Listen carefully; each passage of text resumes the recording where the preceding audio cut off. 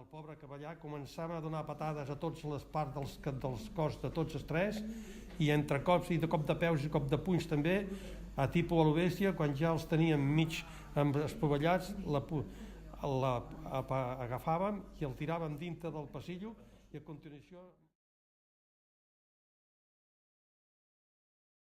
Alguns records que tinc de la guerra, de la que va fer el meu pare, per exemple, era que estaven al quartel de Mataró el 18 de juliol i estaven jurant la bandera, i mentre juraven la bandera va arribar una ordenança corrent i dient que en Franco es havia revoltat a les Canàries i havien començat la revolució i que l'havien fet automàticament general per liderar la revolució, i que el que va arribar era un de Vilassar que li deien en Campanario, i d'aquí va començar ja a haver-hi les primeres batalles, i va començar, i els soldats que estaven a Mataró només anaven al dematí i a la tarda els deixaven sortir, alguns no, que quedaven fixos, però els que eren voluntaris a la tarda marxaven, fins que va arribar un moment que ja els van militaritzar i Mataró, com que era un quartel d'artilleria lleugera, perquè anava tirat, els canons anaven tirats per cavalls i per mulos i coses així, en bona part d'ells els van traslladar cap a la Costa Brava, el que és a Pals, Begur i aquells poblets d'allà al vol, no? Alguns es van quedar a Sant Feliu de Guíxols i Blanes, però el meu pare va anar a parar a Begur, a la platja de Pals, que se'n diu, allà dalt al turó d'aquella muntanya que hi ha, que protegeix la platja. Hi havia unes torres d'un senyor que era d'Esquerra Republicana, que el va cedir perquè els soldats de Mataró, o sigui, els soldats de la República, poguessin estar dormint, tinguessin l'artilleria i tot. I allà es va passar bona part de la guerra. I que al final de la guerra, quan ja es van retirar de Teruel i van anar cap a Madrid, que els van fer presoners, però d'una manera que no els van jutjar ni coses d'aquestes, sinó que els van retenir, els van desarmar, i estaven en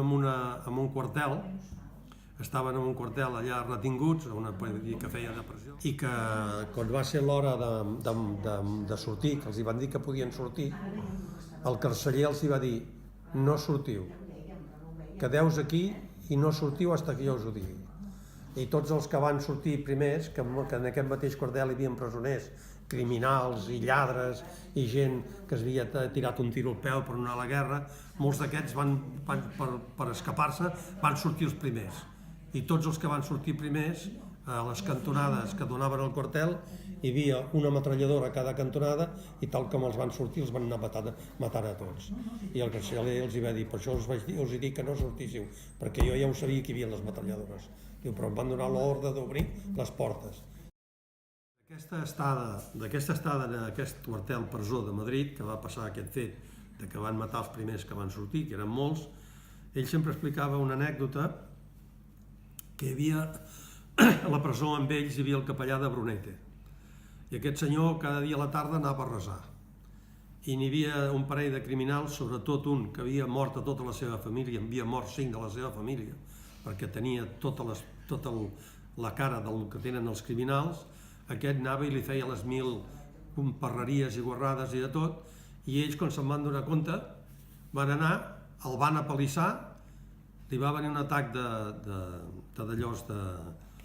d'epilèpsia i se li van posar de peus a sobre i això, i quan es va despertar i es va veure d'aquella manera i el van amenaçar que el pelarien, no s'hi va acostar mai cap més dia, ja no s'hi va acostar més. I el capellà, quan va passar això, el capellà els va dir que havien hagut de venir els catalans per salvar dels criminals, i que estava molt content. I talla aquí. Seguint el fil que us he explicat abans de la sortida de la presó i del que va passar, d'allà tots els alliberats van anar de seguida cap a l'estació d'Atocha perquè podien agafar els trens per tornar cada qual al seu país, o sigui, a la seva regió. I ells van anar a buscar el tren de Barcelona per anar cap a Barcelona i el van trobar. El que passa que els trens anaven molt plens i molts soldats, anessin cap al cantó que anessin, pujaven a dalt a la teulada. i molts d'ells, si no van estar al tanto, van morir en els túnels. Com passaven els ponts del tren, si no s'adonaven compte, el pont els donava el cop al cap o al cos i els matava i els tirava dalt a baix del tren. I es va haver d'estar molt al tanto, això. Però l'anècdota del meu pare i dels de Catalunya per pujar al tren de Barcelona va ser que quan pujaven al tren hi havia militars de la Falange que no els deixaven pujar. I el meu pare, com havia pujat un parell d'esglaons, hi va haver un capità de Falange que el volia fer saltar. I ell què va fer? Es va girar i li va fotre un cop de coça a la cara i el va deixar desmaiat al mig de les vies. I va pujar el tren i cap a Barcelona. Cantonada de València. Baixada Pau Clarís a l'altura del 55. Abans Via Laietana, 155. Retorn a Mallorca, 460. Final del mateix Sant Joan de Mata, a l'altura de carretera de la Verneda. Avui Guipúscoa, fins Sant Adrià, retorn a Vilassar, carretera general. Total, 1.800 adoquins.